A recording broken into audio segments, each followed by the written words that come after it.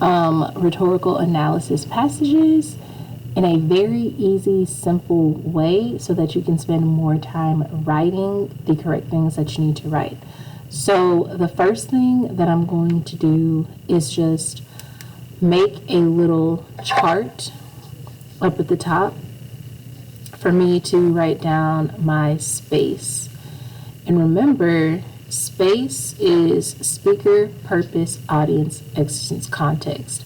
And all of that we can get from this part of the text here. Okay, so it's really, really important that you read this first, always. Okay, now your passage you're going to have today, this little context paragraph will be in the actual assignment with the passage, so make sure that you look at that. So the first thing that I want to do is go ahead and write down the speaker, who is Albright, and her purpose is to, I'm going to read through here, gave a speech to the graduating class of Mount Holyoke College, a women's college in Massachusetts. Read the following excerpt from her speech, then write a well-developed essay in which you analyze the choices Albright makes to convey her message to the audience. So as you can see, I don't really know what the purpose is right now. So we'll come back to that later after we read through the passage. But I do know the audience. Her audience is a graduating women's college. So I'm going to keep that in mind, that this is an all-female audience that she is speaking to. And it's also important to note that she is the first female U.S. Secretary of State.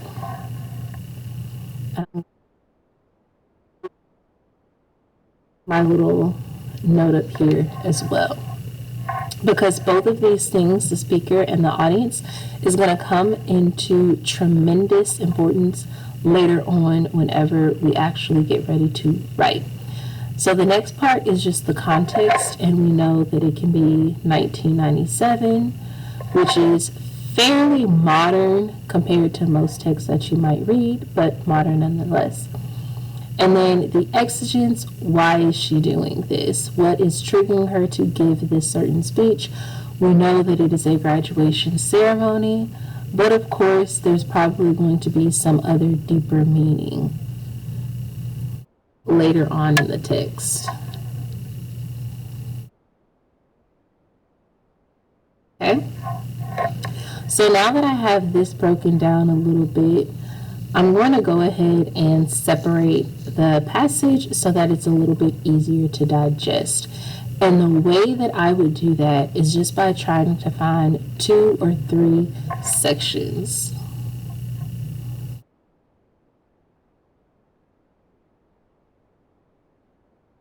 I'm going to break it into 2 or 3 sections.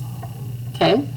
So roughly that'll be like from here until maybe here, the first section, and then from here until right here is probably the second section, and then from here to here, third. And I'm going to go ahead and label them so I can remember. So here are 3 sections, and each of these sections are going to end up being my body paragraphs, okay? So you should have some space where you can have some planning. And so I'm just going to write section 1, section 2, and section 3, okay? And for each of these sections, I want to figure out what is the message of that section, okay?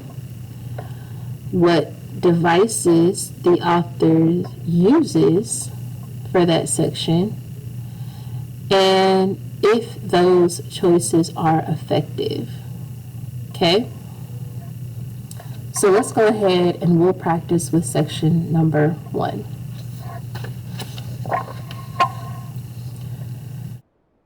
So when I start reading, there's a couple of things that I want to do. On one side of the passage, I want to keep track of the message because remember, we want to have that our paragraph. And on the other side, I'm going to list any devices.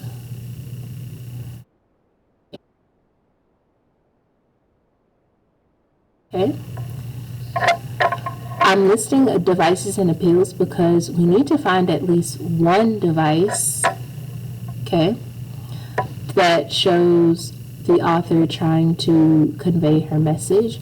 And then we also want to look for appeals because that's going to help us explain how it impacts the audience. All right.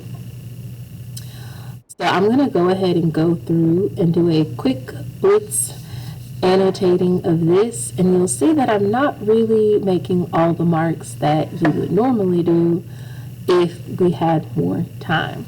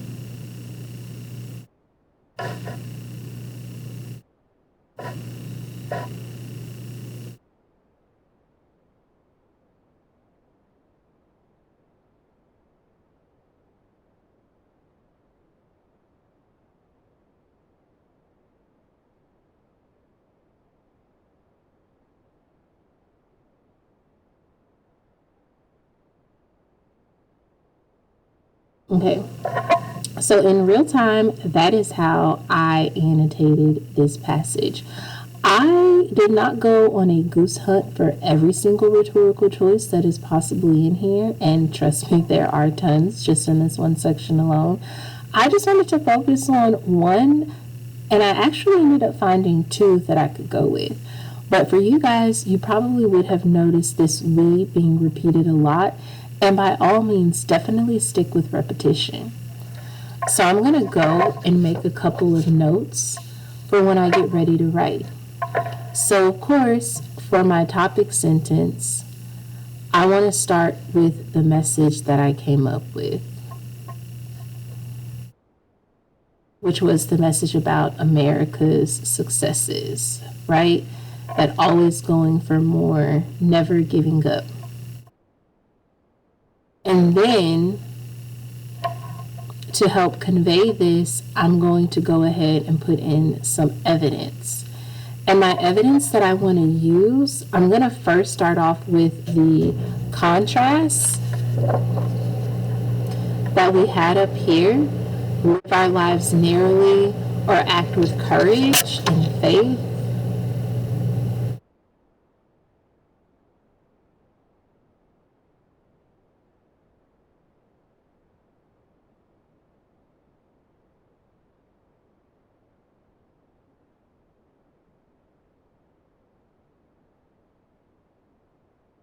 I'm going to go into my commentary. And for commentary, there's not just a typical sentence that I want to put, but there are a couple of notes that I want to make. I want to highlight the contrast that's being made.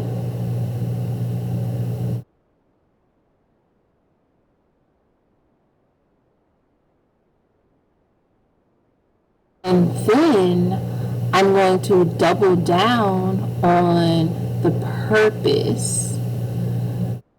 So why is the author doing this?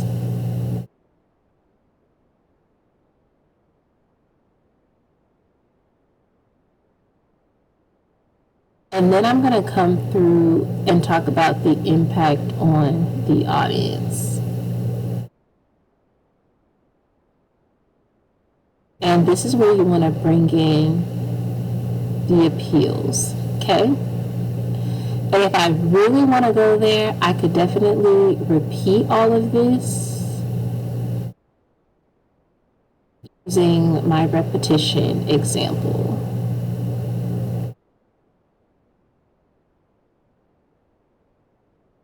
And so by the time you get ready to write, all you have to do is put all of this into paragraph format, and you are well on your way to writing a very strong body paragraph. I'm just going to put repetition and contrast because I know that's what I want to talk about here. And for good measure, I'm going to go ahead and go through the second section one more time just so you have another visual.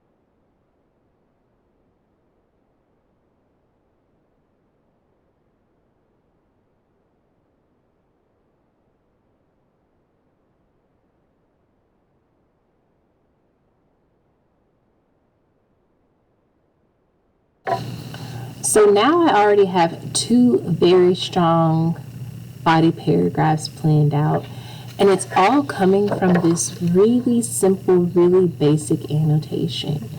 Like I said, I'm not trying to find every single rhetorical choice. We are not going on scavenger hunts, you guys. We just want to focus on what is there that immediately jumps out to us. And that's what I want you to keep in mind every time you come across a rhetorical analysis passage.